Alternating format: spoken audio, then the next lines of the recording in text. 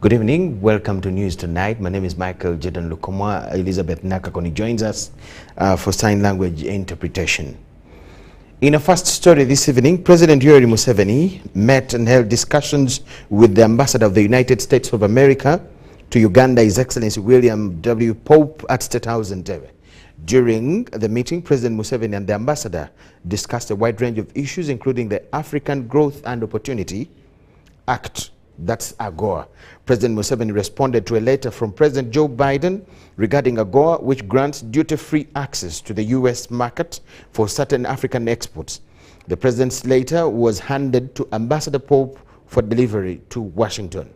On his part, Ambassador Pope reaffirmed the U.S. government's commitment to continued cooperation with Uganda through improved bilateral relations. He emphasized the desire for continued relations between the two nations without any restrictions.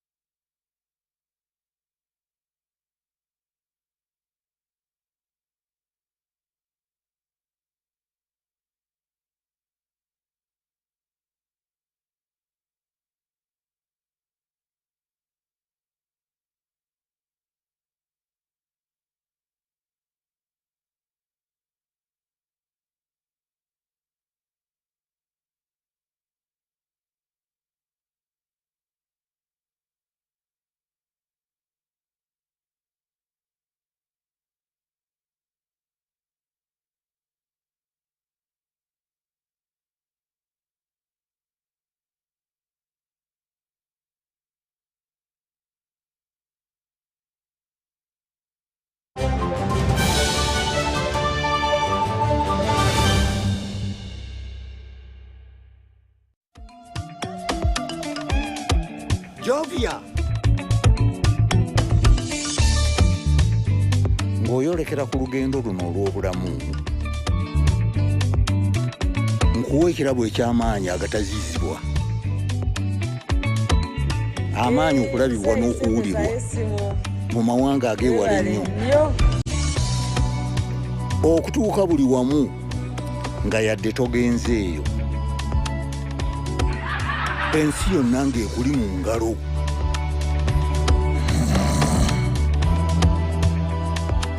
Okutambula mu biseera n'okumanya buli kimu ekirina okumanyibwa.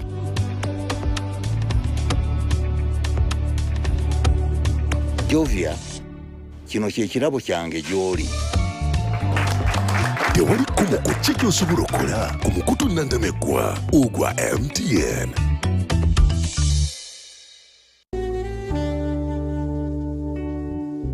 Metu Bus Industries, Namamve, the manufacturers of buses for transporters, schools, tour operators, and special purpose vans and any customized vehicle. Metu Bus Industries offers a range of buses known for safety, comfort, and reliability. Depending on your needs, a bus can simply be a point A to point B people mover with just seats, or a special design that includes power outlet, Wi-Fi, television, refreshment center, and any other specification. Buy your buses from Metu and support industrialization of Uganda. Contact us on 0788 118586 or 0782 030303. Email us metuafricabus@gmail.com. Visit our website www.metubusafrica.com.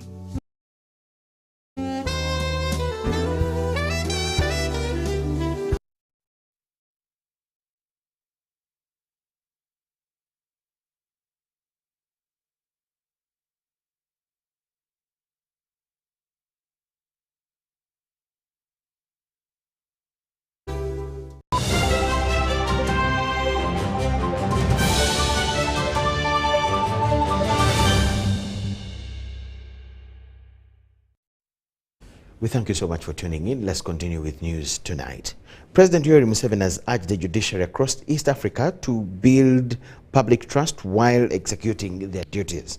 The Vice President Jessica Alupo communicated this on behalf of the President during the launch of the 4-day 20th East African Magistrates and Judges Association Conference in Kampala.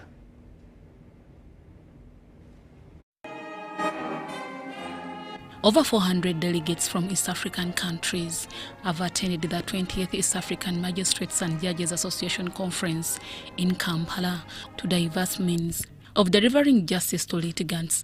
The 4-day conference was officiated by the Vice President Jessica Alupo, who represented President Yoweri Kaguta Museveni.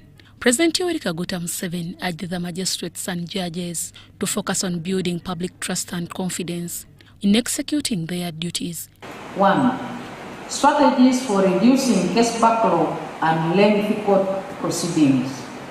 Relieving the courts of cases which by their nature can be solved by quasi-judicial or traditional institutions. Encouraging alternative dispute settlement mechanisms. 4. Encouraging enhanced use of ICT in court processes. Reducing opportunities for corruption and positively fighting corruption. However, President Museveni highlighted on some of the challenges faced by the judiciary in East African countries, which need to be addressed. I have often encountered public outcries by the wananchi about the unfriendly workings of courts, including unclear procedures, unpleasant experiences such as long adjournments, delayed judgments, and corruption tendencies.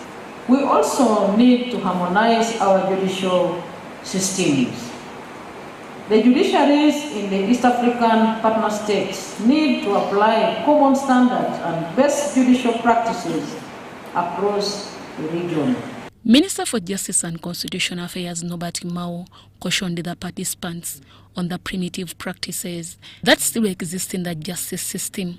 Many times we concentrate on what ought to be, and I also hope that you'll therefore discuss what we normally say is judicial activism or judicial restraint.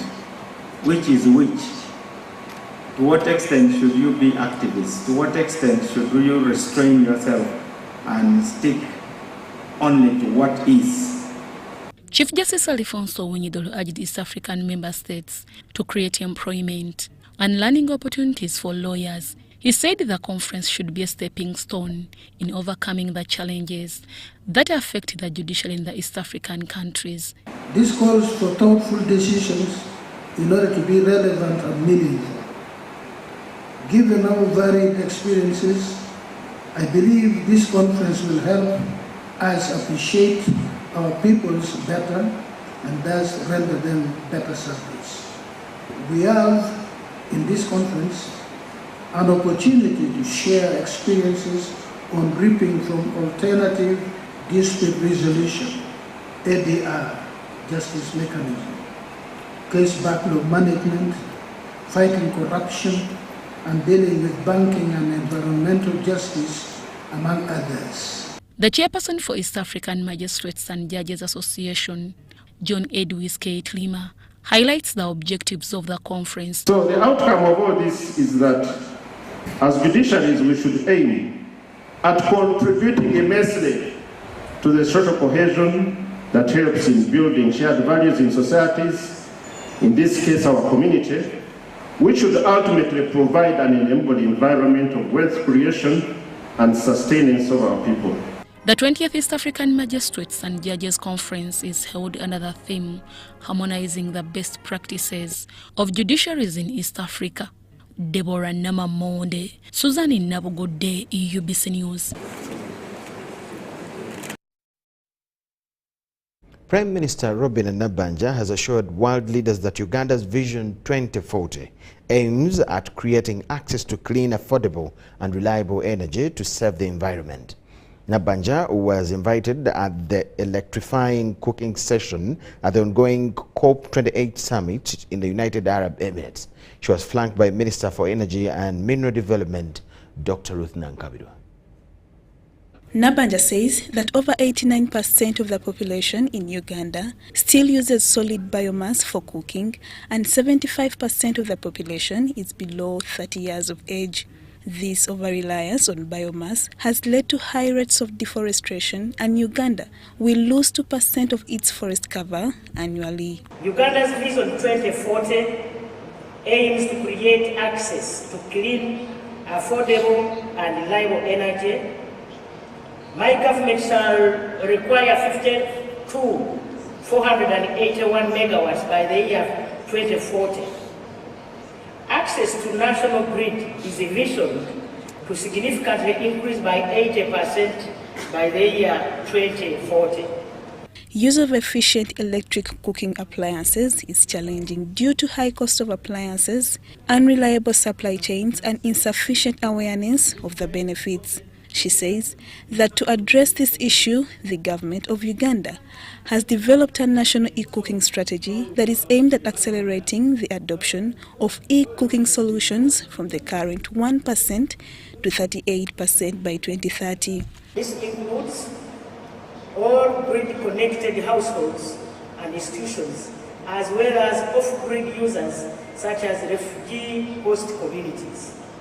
My country's e-cooking strategy will support triple achievements in increasing the per capita consumption of electricity, increasing clean cooking access, and reducing greenhouse gas emissions emanating from the use of traditional biomass fuels. The Premier appealed to the private sector to come and invest in Uganda to tap into the opportunities in the country.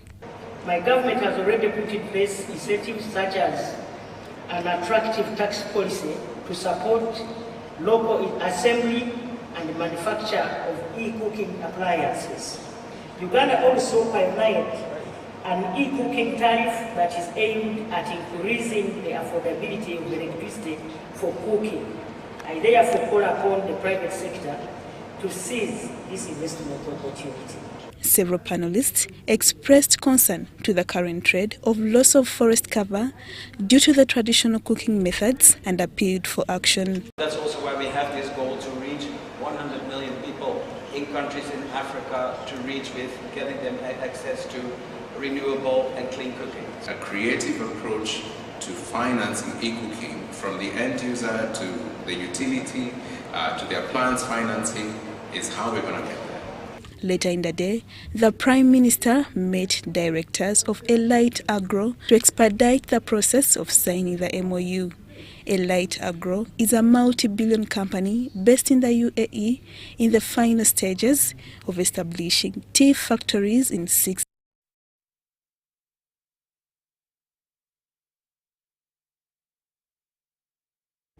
Motorists have been urged to collaborate with traffic police to reduce road carnage and recklessness on the roads. While addressing professional drivers at the 2023 Drivers Conference, the spokesperson of the Police Traffic Directorate, Michael Kananura, committed open-door policy to those willing to work with the police. In the 2023 Drivers Conference, stakeholders in the transport sector highlighted major contributors to the escalating road carnage on Ugandan roads. We need to change behavior, ladies and gentlemen. There are things that we do on the road, the behaviors, road rage, songa yo, yotambisa, So you end up overspeeding, you end up being reckless on the road, you don't care about everybody who is using the road. It is not right. The Directorate of Traffic and Road Safety in Uganda Police Force reignited commitment of working with private players in the transport sector to reduce road crashes. So as employers, we really also have to look at the welfare of our drivers. Ensure that the laws prescribe, the labor laws, how many hours people should work, under what conditions they should work, they should have contracts, they should have meaningful remuneration that can enable them to also do to live a decent life. Let us look at those things. There is a link between the road crashes and also the driver welfare or fitness to drive. Truck owners are accused of prioritizing profits than maintaining trucks on road. On road safety management, which I mentioned as one of the first area of action, we plan to automate road crash database system. And what is this going to help us? It is going to help us to do further research on the causes, on the probable interventions of these road crashes. Truck drivers, on their part, have decried the unfavorable policies in the transport industry and poor infrastructure, notably roads. When someone has a single truck and he meets the put aside the VTs, but even the omnibus, a taxi, he thinks this man should not be on the road. He drives the way he wants. And he knows the other person is very vulnerable. He cannot keep on because this vehicle is big. He's not running off on his life. I've experienced it myself. And then the taxi man also, he wants also to mistreat this person. And then this person also wants to mistreat the border man. The 2023 Drivers' Conference was organized by Uganda Professional Drivers Network, working with the Ministry of Works and Transport to discuss the contemporary transport industry and how road crashes can be handled.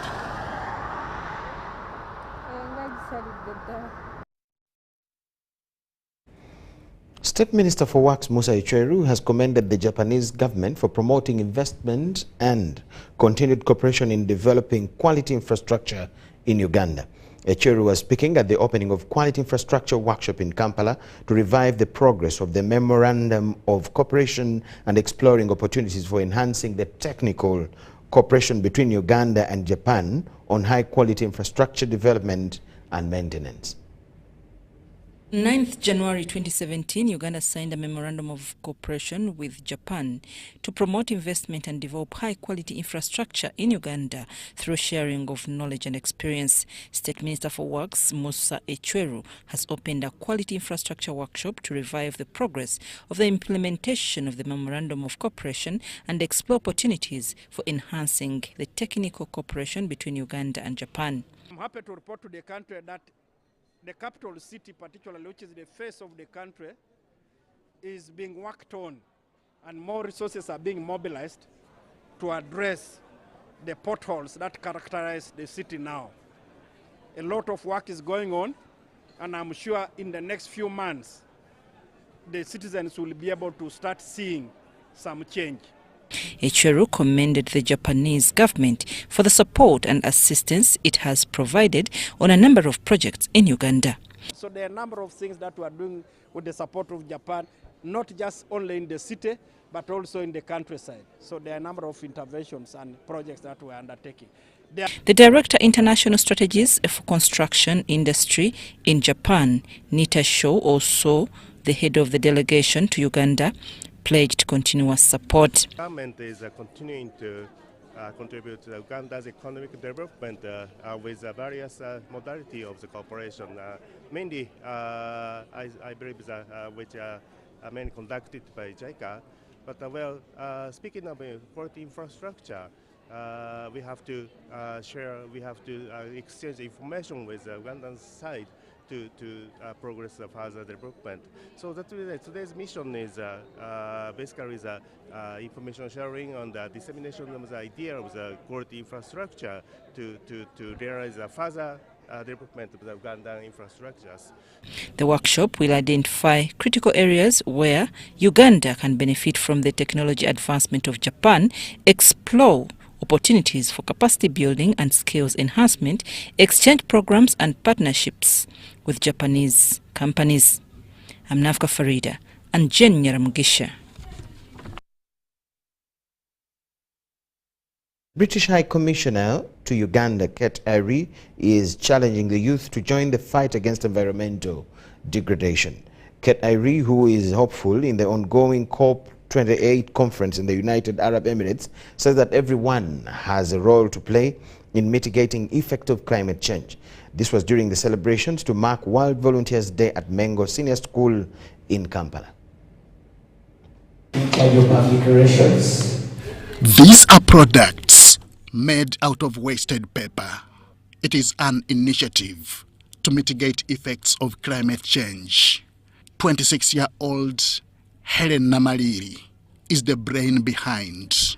So we came up like, what if instead of throwing these papers, these are newspapers, these are papers that you write on, instead of throwing them to the dustbin or burning them and pollute the environment, we are collecting them and we recycle them. We make these beautiful things to put on. It is part of celebrations to mark World Volunteers Day. She wants fellow youth to embrace such ideas.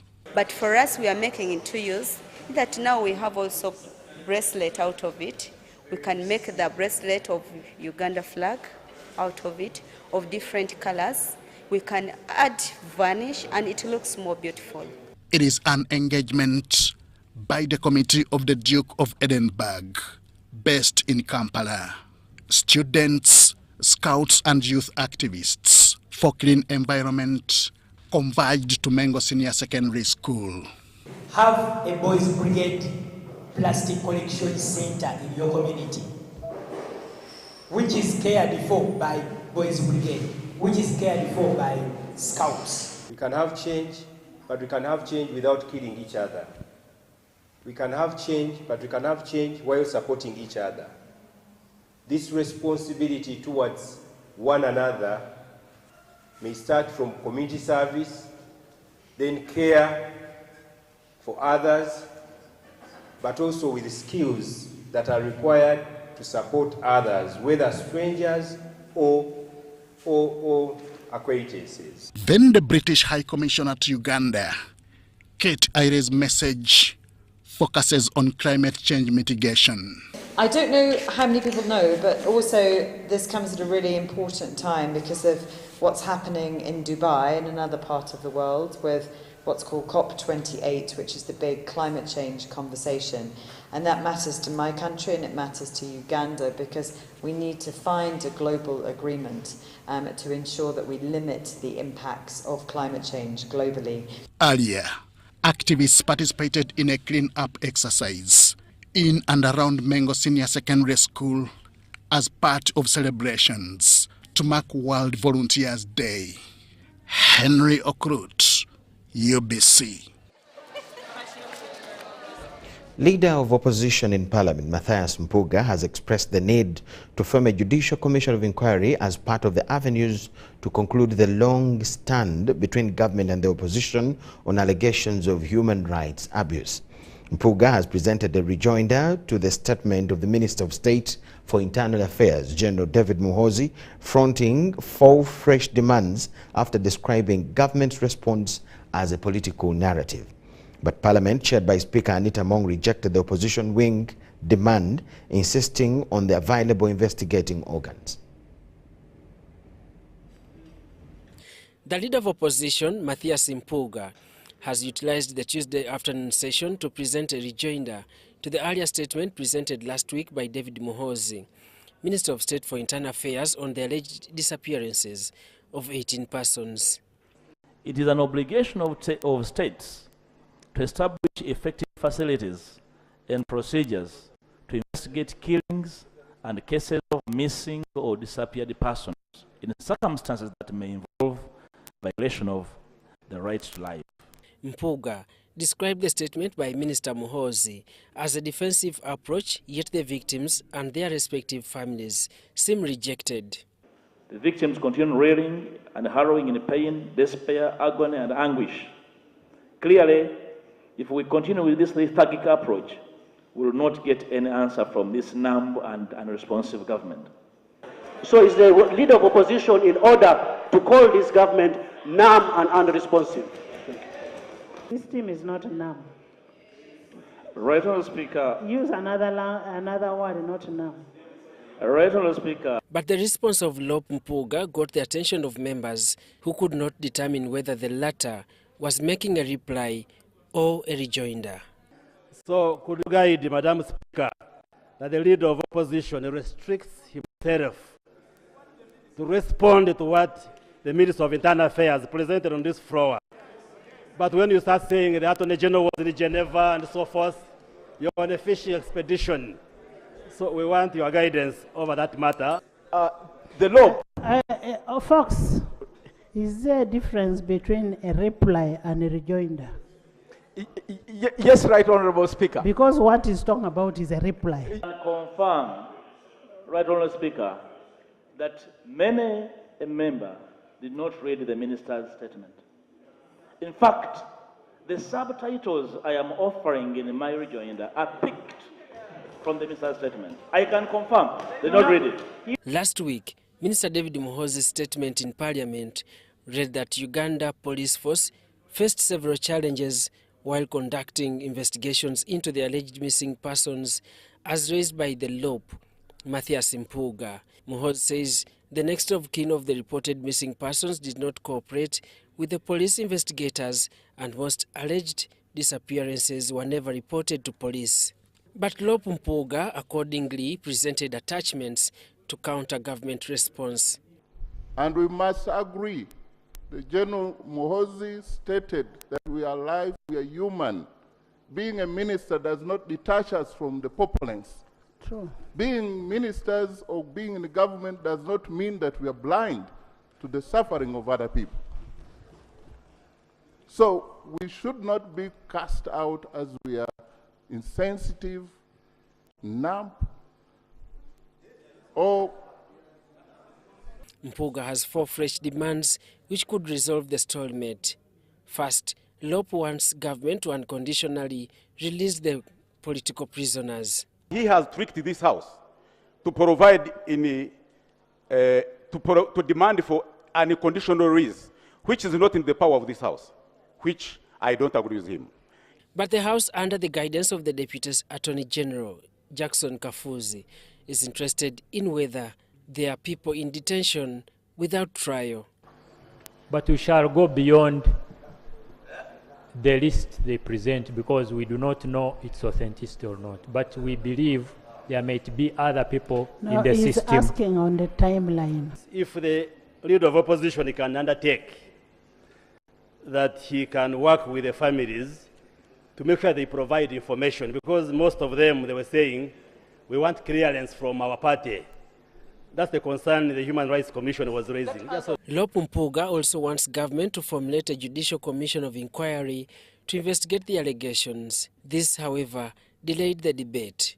Government did not find the justification for this. The Speaker of Parliament, Anita Among, decided that the matter be taken up by the Uganda Human Rights Commission and asked for a separate meeting with LOP, Mpuuga, government, and the Human Rights Commission. If the institutions of this government are not working, then we will send these institutions back to the sender. Because you cannot say that the chairperson has a problem. How? If she's not working, let's get her out. We have the powers. Mpuuga proposed for a select committee to investigate the claimed cases of rape, defilement, destruction of property, murders, unjustified arrests, and illegal closure of many landing sites.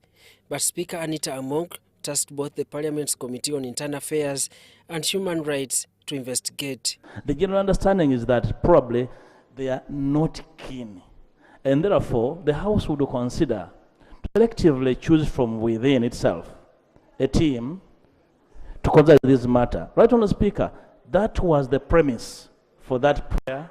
My brother Lob does not have all that trust in human rights alone. We can have 2 committees. We have always got very good results when we combine committees. We can get a Committee of Internal Affairs together with human rights, and they will handle that. Could Parliament's pronouncement and any other similar sessions relate to allegations of human rights abuse in Uganda?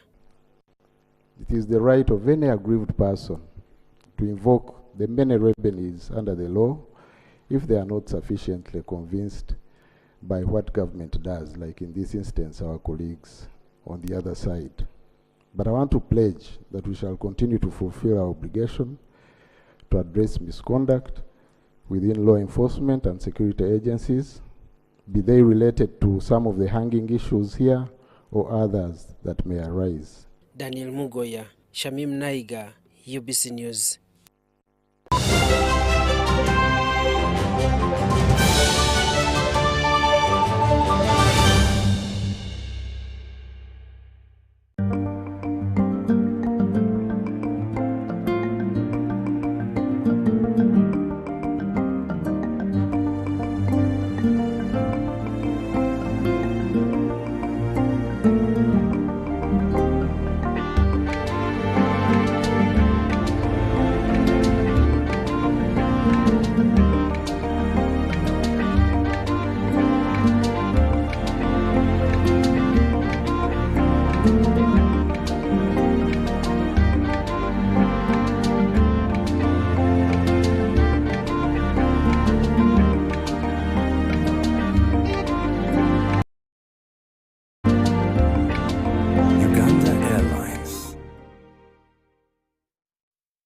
In this family, we can't agree on anything. Martha. We can't even agree on what to watch. All the games to play. Martha. Ndoza Mulabi. We can't even agree on what to eat. At least the one thing for now we can all agree on is the soap to use.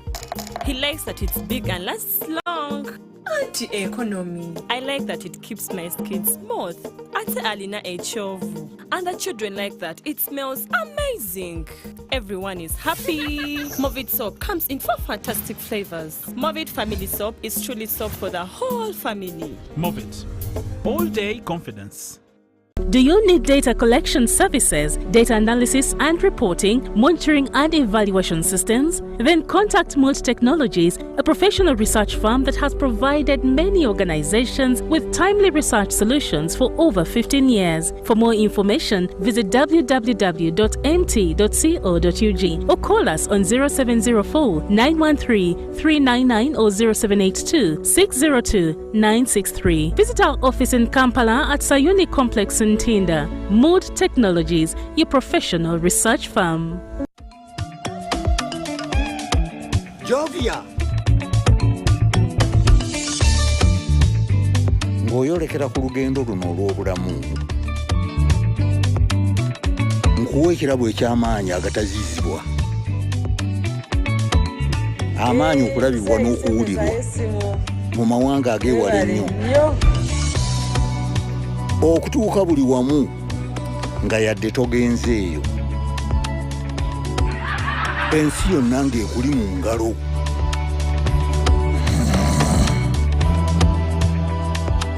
Okutambula mu biseera n'okumanya buli kimu ekirina okumanyibwa.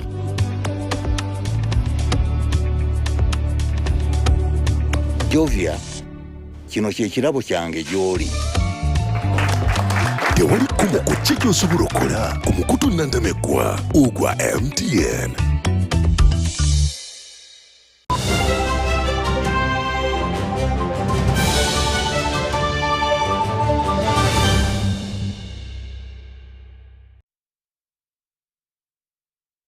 Tonight, welcome back from the break. Ministry of Works has pronounced a firm contribution towards the smooth and memorable passenger experience for NAM, that's the Non-Aligned Movement Summit, and the G7 China delegates from different parts of the world. This was highlighted by the Minister of Works and Transport, General Edward Katumba Wamala, during the Civil Aviation Breakfast meeting in Kampala. The Minister for Works and Transport, General Katumba Wamala, has announced readiness and preparations at Entebbe International Airport ahead of the Non-Aligned Movement Conference. The conference is scheduled for January 2024. The ministry has also signed a bilateral air service agreement with other countries to develop an air transport network that will connect Uganda to all major cities in the world. Which is the NAM, the Non-Aligned Movement, and G7. These are coming back to back. This is in January. It will be from 15th to 23rd January 2024. Now, this also puts a lot of demand and a lot of pressure on our infrastructure. One of the things which we have achieved in the expansion of the airport is to be able actually to park, I think we may be able to park up to about 70 aircrafts without much problem now at Entebbe Airport, which is different from what happened when we had Chogamo here and we were struggling. The expansion has now enabled us to do that. We can conveniently park. If 70 heads of states will all come in with their aircrafts, we will be able to park them conveniently. We expect about 5,000, if not more, delegates in both conferences. So Entebbe International Airport, we have given them the target that by December, end of this month, they should be able to take off all those construction materials which they have there and have it ready to receive guests and also enable them to travel in and out more conveniently. The Ministry of Works also plans to develop a second international airport, Kabaliga International Airport at Kabale in Hoima District, to support the oil and gas sector. The development of a second international airport, Kabaliga International Airport in Kabale, in Hoima, to support the oil and gas sector. But at the airport, one of the other things, Fred and the board, which you should look at urgently, is to improve the car park. As it is now, no, it does not fit into the international airport level of a car park. So we need to move to improve that car park, plus accessibility to the travelers.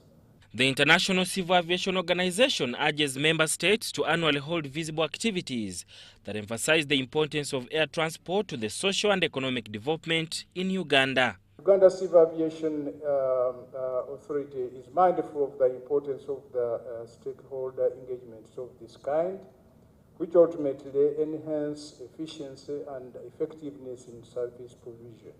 It is pertinent that regular users of the air transport system are kept abreast with the developments therein in a timely manner.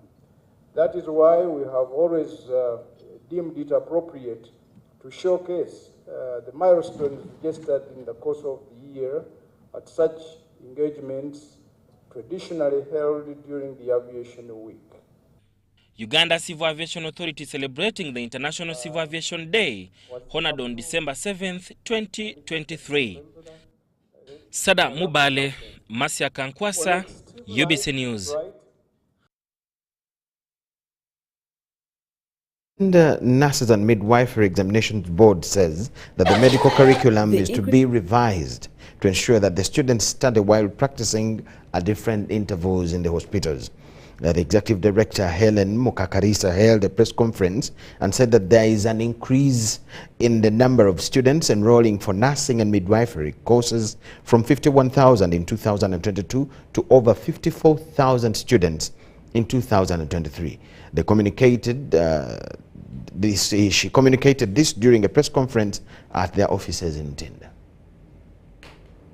The increased number of students enrolling for nurses and midwifery courses has left a lot to be desired in hospitals, since there is not enough space for them to practice.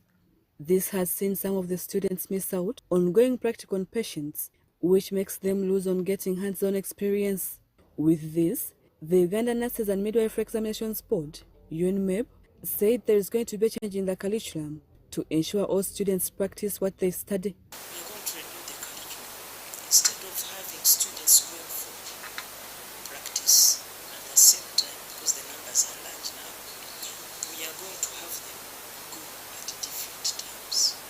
Some can work morning shifts, others afternoon shifts, and others evening shifts, and the rest can go night duty.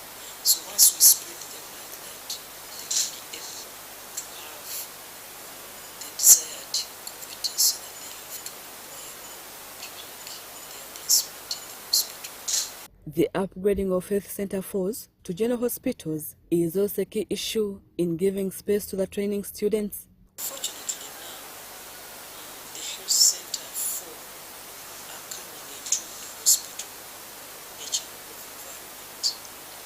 And what was at health center 4 is now going at health center 3. So that means there are 2 more opportunities for the students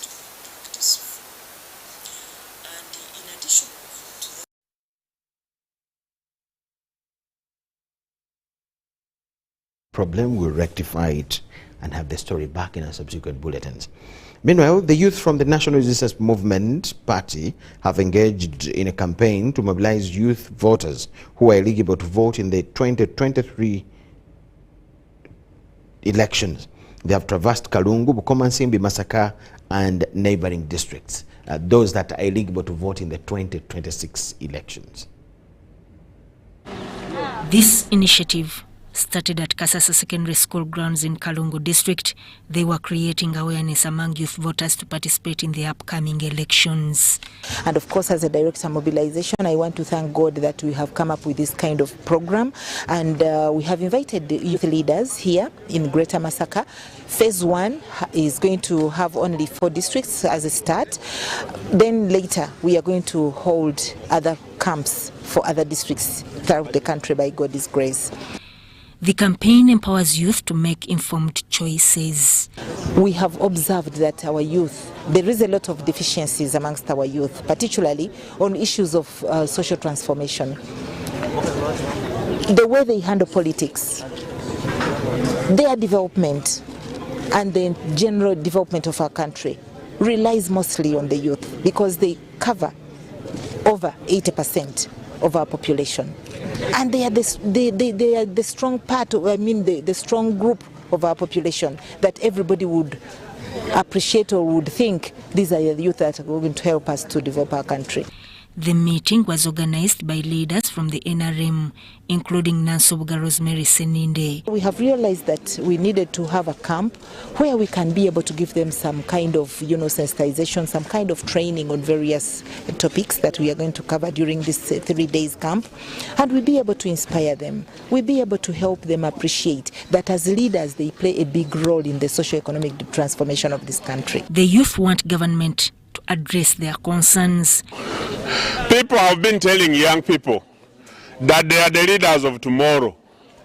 Yet many young leaders have been elected in positions of responsibility.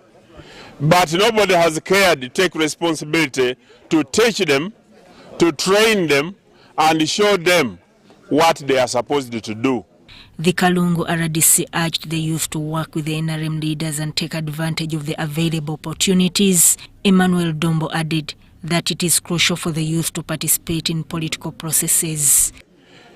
And also to listen from the young people what have been the challenges that they have encountered either in the parish development model, in their respective youth programs, and in their areas of administration, so that we can assist them and build a relationship with us as leaders in the country.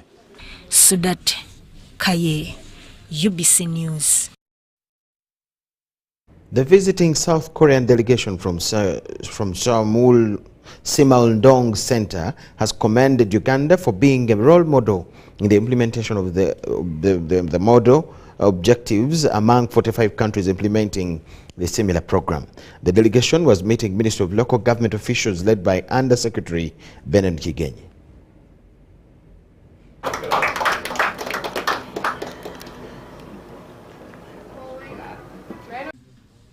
Uganda government introduced the parish development model to uplift the living standards of the 39% Ugandans from the subsistence economy to a money economy. The South Korean-based Semeondong Center is seeking collaboration with the Ministry of Local Government since PDM targets parishes, while Semeondong Center targeting villages. This was during a meeting with the Semeondong South Korean and Uganda team officials at the Ministry of Local Government in Kampala. The Under-Secretary in the Ministry, Benon Kigenyi, represented Minister Raphael Majezi. The Local Government Ministry to see how we can work together as Semeondong and the PDM program which is going on in Uganda today. When you look at Semeondong model, it's almost similar to PDM. The pillars are the same. The other one is at parish level, this one, ours is at village level. So we are discussing these pillars which we have in Semeondong and the pillars of PDM. So you can see how important this meeting is. The government of Uganda considers fraternal relationship between Korea and Uganda as a great pillar global unity. We have every reason to believe that if we take the philosophy of the Samoa Dong that has helped Korea transform, move giant steps from a country that was like us in the 70s to where you are now, that is a great example. So on the 2nd of December, the President went to NFCL and we met the head. We thank you so much for watching. Let's take a short break. On return, we'll have business news tonight.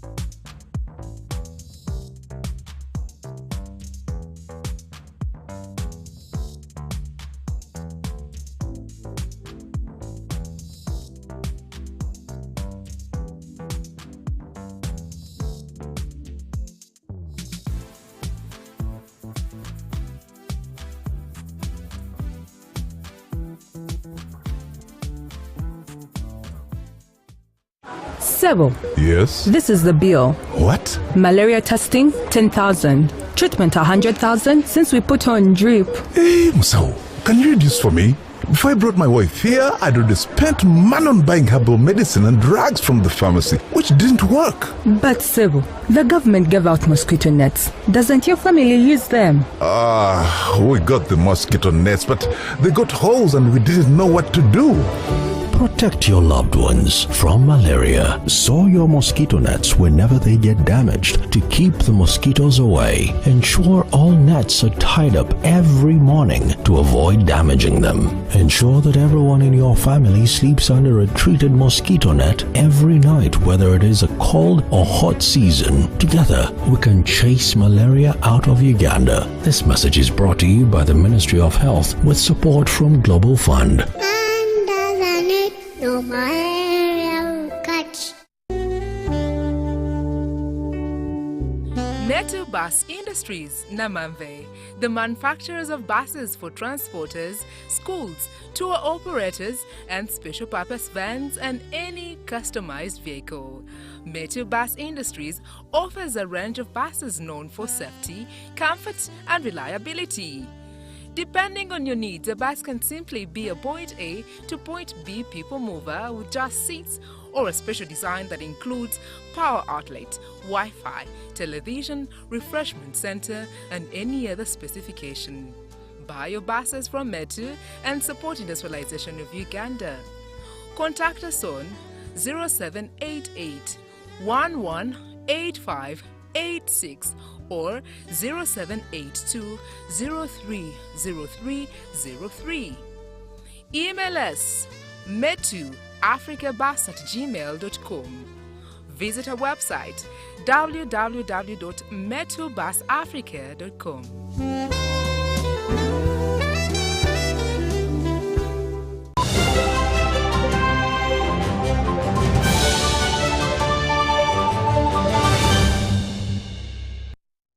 Business news tonight. At least 200 business development service providers have undergone training on quality improvement and standards of small and medium enterprises.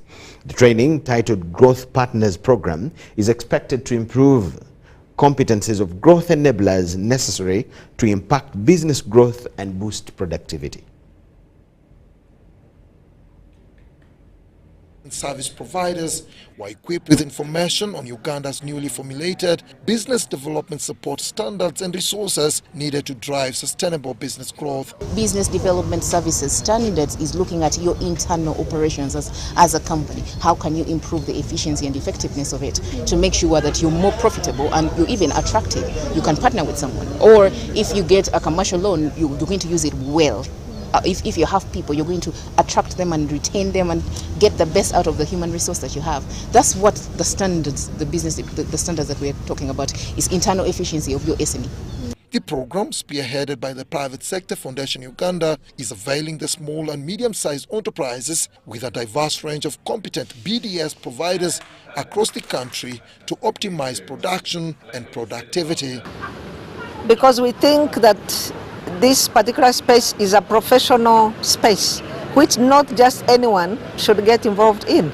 It needs to be done professionally, it needs to be done with love and with understanding of who the client consumers are and how you can help them to grow. We are here because we are one of those people who are working to eliminate youth unemployment in this country. We know that government employs under 1 million people, and all of those who graduate and those who drop out will never find themselves into government jobs. But we can work with young people because Uganda is a highly entrepreneurial country.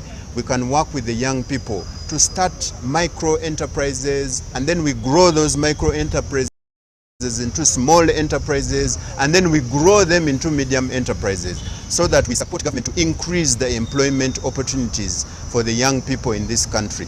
The beneficiaries were selected through a competitive application and evaluation process based on their ability on enterprises development. A lot of companies in Uganda, it's not like they do not want to comply with standards, they just don't know what the standards are.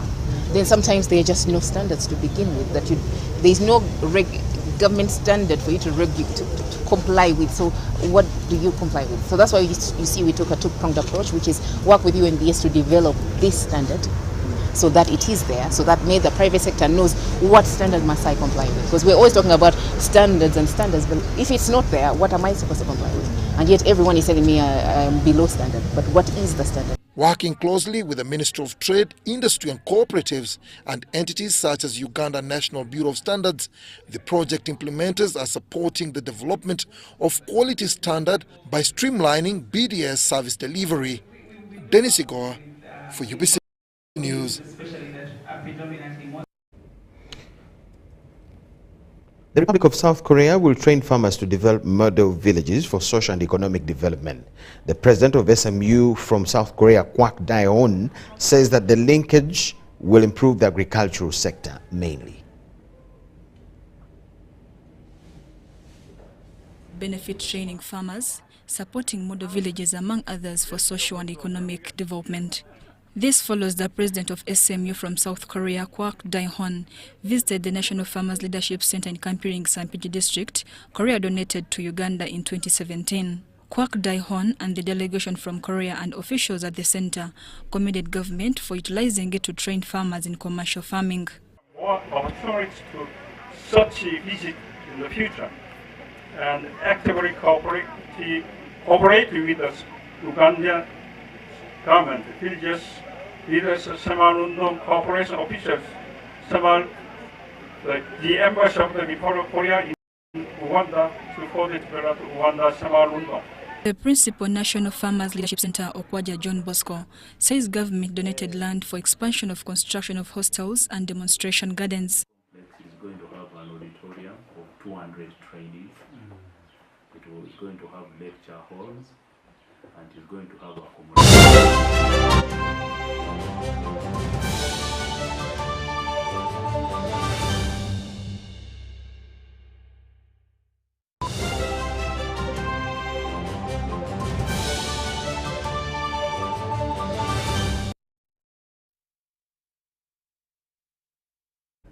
In sports news tonight, Uganda has defeated Rwanda to book a slot in the finals of the ongoing Sekafa Under-18 football tournament.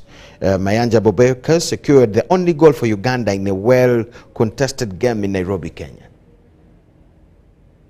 First of all, I have to thank the Almighty for the gift of life, and I have to thank my players for the inputs, the efforts they have inserted into the game. The game wasn't that much easy. It wasn't an easy game. We faced a team which was good, a team which was physical, but we planned it well, and eventually it came on our side, and we became victorious. As I said last time, I cannot give anything that concerns about the finals, because we are a bit stressed.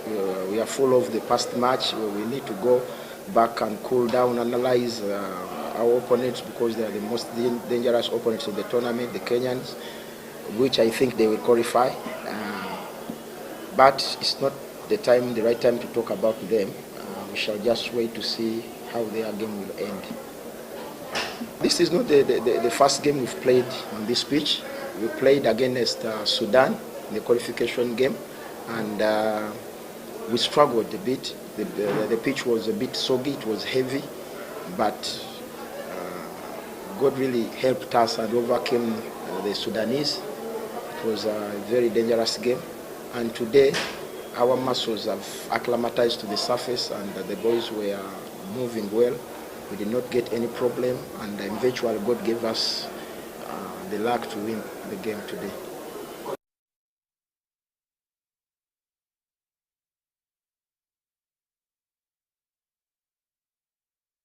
St. Mary's Chitende defeated Hope SS Watoto 3-2 in a practice match for the upcoming Africa Schools Football Zonal qualifiers. The game at Chitende was a precursor for the Zonal Schools Tournament to be held on the 10th of this month in Nairobi. Chitende is currently being coached by Dan Malay, who highlighted the advantages of the Zonal games.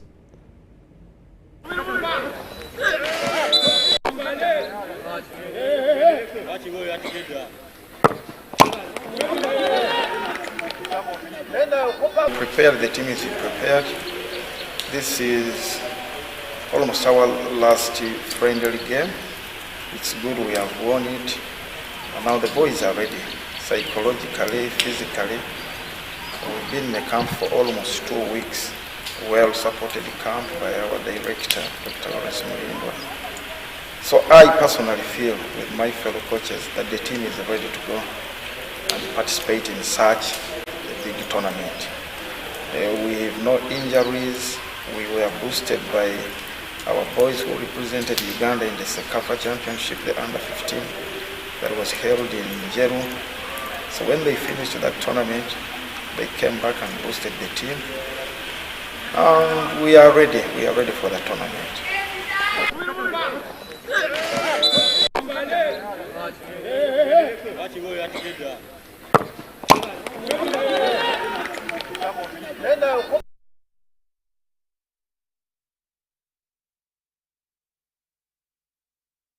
We thank you so much for watching. That ends what we had for you at this particular point.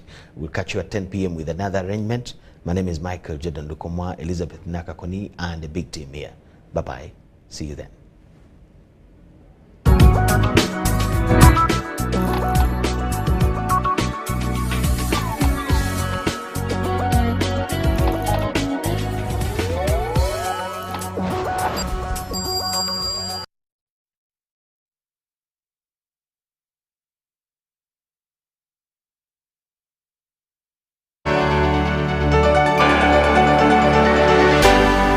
UBC, inspiring Uganda.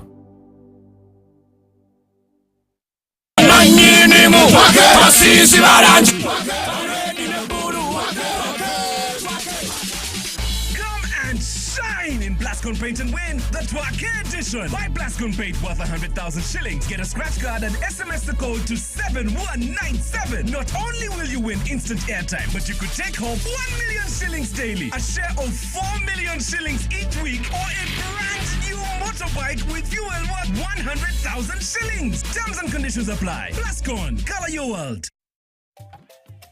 Wait, Titus, you need to take your medicine. But Mom, they are playing without me. Here, swallow your medicine fast. I don't want you to get another headache from that infection. Medicines help us feel better when we are ill, but sometimes they can cause side effects. By reporting side effects, you help us learn about the medicine we use. This improves quality of care for each patient. Always report suspected side effects to NDA. Together, we can make medicines safer for everyone. This message is brought to you by National Drug Authority with support from Global Fan.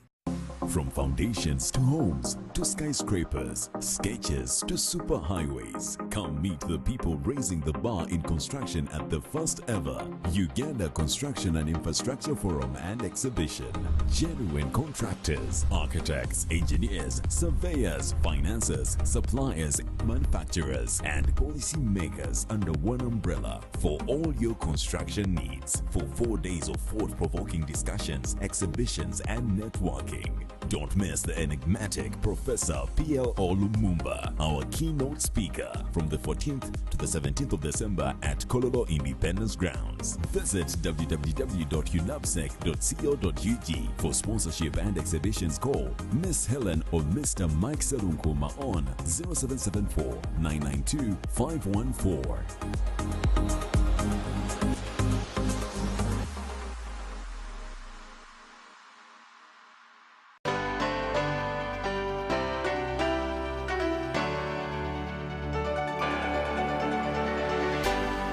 UBC, inspiring Uganda.